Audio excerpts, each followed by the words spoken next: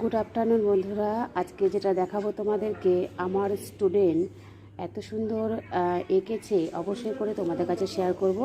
এর নাম হচ্ছে, নামটা বলো। কাকন মণ্ডল।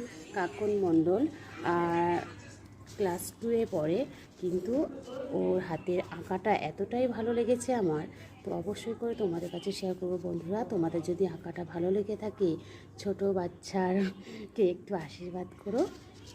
আর সাথে আর একজন আছে, যার নাম হচ্ছে, বলো নামটা। মিষ্টু বৈদ্য। মিষ্টু বৈদ্য। দেখো বন্ধুরা, এও ঠিক সরস্বতী ঠাকুরই এঁকেছে, বাট সরস্বতী দুজন দুরকমভাবে করেছে।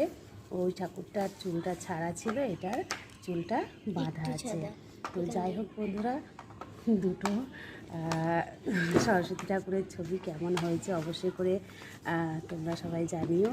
বড়রা আশীর্বাদ করো যাতে এরা ভালো পড়াশোনা করে, আর ছোটরা অনেক অনেক ভালোবাসা দিও এদের দুজনকে। তো এইটা আমার স্টুডেন্ট, এটাও এই ক্লাস ক্লাস 6-এ পড়ে, সামনে পরীক্ষা। তো এখন সবাই আমরা খুব ব্যস্ত আছি, যার জন্য একটু তাড়াতাড়ি পোস্ট করে দিলাম। সবাই খুব ভালো থেকো, সুস্থ থেকো, পরের ভিডিও নিয়ে আবার আসবো। টাটা।